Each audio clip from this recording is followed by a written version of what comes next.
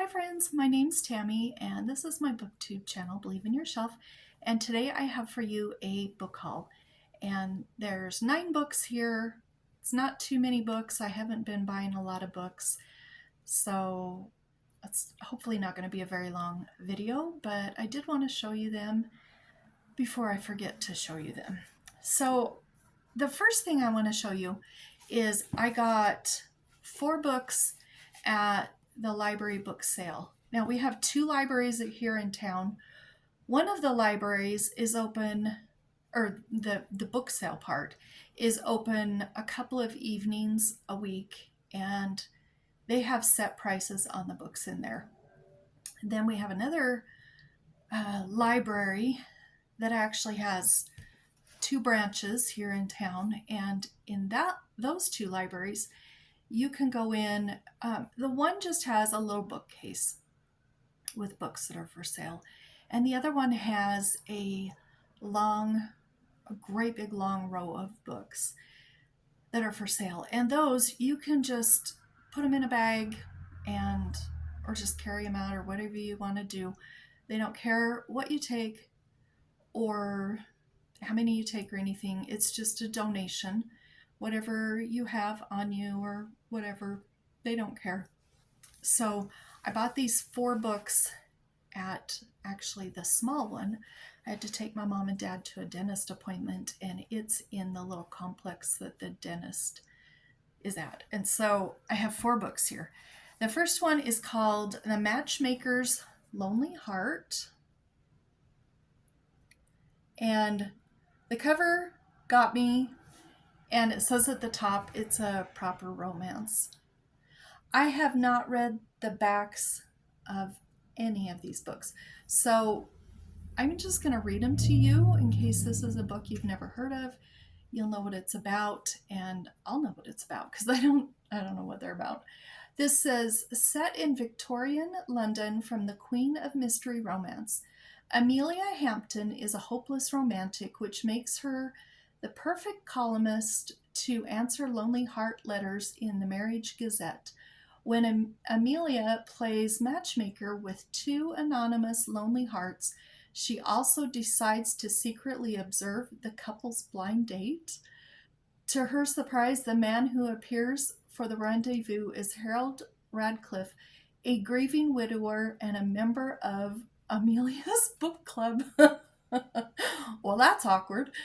Police detective Michael Baker has been struggling ever since his best friend and brother-in-law died in the line of fire. Because he knows the dangers of his job, he has vowed never to marry and subject a wife and family to the uncertainty of his profession.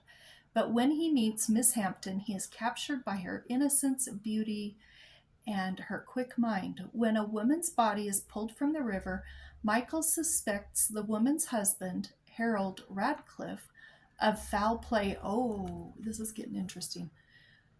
Amelia refuses to believe that Harold is capable of such violence, but agrees to help, imagining it will be like one of her favorite mystery novels. Her social connections and clever observations prove an asset to the case, and Amelia is determined to prove Mr. Radcliffe's innocence. But the more time Amelia and Michael spend together, the more they trust each other, and the more they realize they are a good team, maybe the perfect match. They also realize Mr. Radcliffe is hiding more than one secret, and when his attention turns towards Amelia, Michael knows he must put an end to this case before the woman he loves comes to harm. Oh my gosh. And I didn't say this is by Nancy Campbell Allen. Oh, that sounds really good. And I mean, it's in brand new shape. I don't think it's even been read once. So that was a good find. Another one that I got, it was by Colleen Coble, Seagrass Pier, a Hope Beach novel. That cover got my attention. I thought it was so pretty. It says, Ellen Summerall was one of the lucky ones. Not only did she get a heart transplant, but the donor was a perfect fit, a miraculously perfect fit. But when Ellen begins having violent flashbacks and vivid dreams of being strangled, she realizes she has been the recipient of more than just a new heart. Ellen is remembering her donor's murder. Oh my gosh. Her strange affliction has attracted some unwanted attention from the press, from the authorities, and from the killer himself. Now living alone with her young daughter and aging mother, Ellen is being stalked by a man she's only met in her nightmares. The police are dubious of her story, but one off-duty FBI agent agrees to help her, Agent Mark Everton. Now in a remote cottage on Hope Island, Ellen and Mark must probe the secrets buried in her borrowed heart. And there's no time to waste. One man is desperate to silence her before she remembers too much. Oh my gosh. Okay, that sounds really good. I'm excited for that one. Then this one I don't know anything about. My mom said she's read it, and she said she remembers it being good. It's called Hotel on the Corner of Bitter and Sweet by Jamie Ford. That's what that cover looks like. I think that cover's pretty. Yellow's my favorite color, so of course I thought this was pretty. Okay, I thought this was like historical, but it says in 1986, Henry Lee joins a crowd outside the Panama Hotel, once the gateway to Seattle's Japantown. It has been boarded up for decades, but now the new owner has discovered the belongings of Japanese families who were sent to internment camps during World War II. As the owner displays and unfurls a Japanese parasol, Henry, a Chinese American, remembers a young Japanese American girl from his childhood in the 1940s, Kiko Okabe, with whom he forged a bond of friendship and innocent love that transcended the prejudices of their old world ancestors. After Kiko and her family were evacuated to the internment camps, she and Henry could only hope that their promise to each other would be kept. Now, 40 years later, Henry explores the hotel's basement for the Okabe family's belongings and for a long-lost object whose value he cannot even begin to measure. His search will take him on a journey to revisit the sacrifices he has made for family, for love, for country. Ooh, that sounds pretty good too. Have any of you guys read this? If you have, or if you've read any of these books, let me know, because I would like to know if you think they're good. And then the fourth book I got is called An Engagement of Sorts by Alene, Wecker, and it says a Regency romance. I thought that was a pretty cover. So these are all, I don't think they've even ever been read. They all look like they're brand new. But this one here says, much to her mother's dismay, spirited Anne Fletcher spent her youth seeking her father's approval by hunting and riding. More comfortable in breeches than ball gowns, Anne sees the freedoms she once enjoyed slowly taken away from her in the name of fashioning her into an eligible young lady. When her parents try to force her into marriage, Anne makes a desperate attempt to salvage her last vestige of independence. If she is to marry, she will do it on her own terms. Anne strikes a deal. If she can't secure a man for herself, she'll agree to marry the husband her parents approved. She soon finds herself in the last place she would ever choose, that stifling parade of etiquette, the London season. Anne's plan is in motion. Now all she needs is a man willing to masquerade as her fiancé. And this says this was a reader's favorite, 5 stars. So that sounds pretty good. I'm looking forward to that. I think of the 4, I think I'm most interested in Seagrass Pier and the Matchmaker's Lonely Heart. Those are the 2 that interest me the most. However, these both sound good too. So I'll read them all. Okay, then I ordered a book because two of my booktube friends have talked about it. Elizabeth from Lizzie Faye Loves Books and Tiffany from the Beach Bum Beach Bum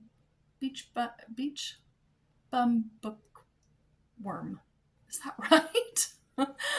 Tiffany, I'm blanking on your channel name. Anyway, I will link them all below. I think it's the Beach Bum Bookworm. But anyway, they've both talked about this. This is the first book in the White House Chef Mystery Series, State of the Onion by Julie Hyzy. Sorry about the there. That's better. I think this sounds really good. This says, never let them see you sweat. That's White House assistant Chef Olivia Parra's motto, which is pretty hard to honor in the most important kitchen in the world. She's hell bent on earning her dream job, executive chef. There's just one thing: her nemesis is trying for it too. Well, that and the fact that an elusive assassin wants to see her fry. The highly trained Secret Service agents couldn't do it. The snipers swarming the White House grounds were no help.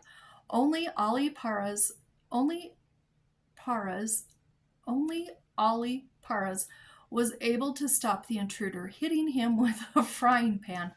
She'd like to wash her hands of the whole thing, but after she witnesses a murder, there's no going back.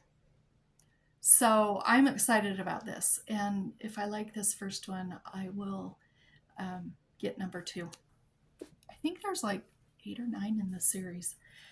Okay, this one is book 4 in the Anne of Green Gables series by L.M. Montgomery, and this one is Anne of Windy Poplars. And my friend Nadine and I are buddy reading this series, and we'll be reading book 4 in October. So this is the series editions that I've been buying, and so I'm trying to keep them all in the same edition because I like the covers of these. And I'm not going to read anything about this because this is 4th in a series. So if any of you have not read the Anne of Green Gables series, or if you've read them a long time ago and can't remember, which would be me, then I don't want to spoil any of us. So I am going to be reading that soon, though. Oh my gosh, I have talked about this so many times, this series by Callie George. It's the Heartwood Hotel series, and this, I thought there were only 4 books in the series, but she just barely released this here in 2025. This is book 5, Family Forever. Oh my gosh. These are the sweetest, most wholesome books for young children. If you have younger kids that aren't great readers, say maybe kindergarten or first or second or whatever, they're great read alouds to them, and they're great books for kids to read that are pretty good at reading but don't have a lot of reading experience, because there's pictures throughout, illustrations throughout, and so you get a lot of nice little breaks. See that one? This one here, I'm so excited. I will be reading this in October. It says, you never know what treasure you'll find with an open heart and an open mind. When a stranger turns up at the Heartwood Hotel with a scrap of a map supposedly pointing to the legendary Golden Acorn, a treasure long ago buried and forgotten, the whole forest is thrown into a big treasure hunt. As the hunt turns the hotel's regular activities upside down, Mona the mouse has an idea to get things back to normal. She'll throw a surprise birthday party for Mr. Heartwood. But Mona's best friend Tilly seems to be pulling away, and it turns out not all the treasure hunters are well-meaning. Mona feels like her plans are slipping through her paws. Who will find the legendary treasure, and what if danger finds the hotel first? Courage, kindness, and adventure abound in this charming and cozy illustrated chapter book series about a delightful mouse and an imaginative woodland. And you guys, if you have any young readers in your life, children, grandchildren, nieces, nephews, kids in your classroom, neighbors, whatever, and you want to give them a gift, get the first book in this series and they will be so hooked. This is the sweetest series, and there is absolutely no faults with it, in my opinion. So I was so excited to hear there's another book coming out. This one here, I heard somebody talking about it, but I can't remember who it was. It's Gooseberry Park by Cynthia Rylant. Now, I've read her book, I think it's Ginger Pie. I'm pretty sure that's a book she's written. And I remember reading that to my kids when they were pretty young. I used to have a sweet little girl, Cocker Spaniel, and her name was Ginger. So we loved Ginger Pie. And I'm pretty sure this is by her.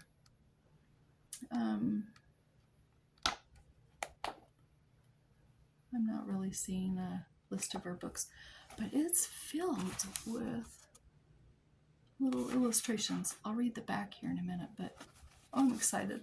I like pictures. I like middle grade books with fun pictures. There's a whole bunch of them. Oh my gosh, look at this bat hanging up there with the teacups.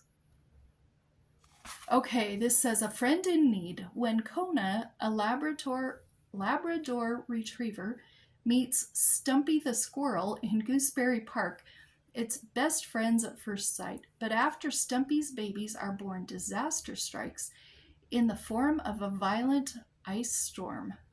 Kona is not a fair weather friend. He's worried sick. How will Stumpy and her babies survive?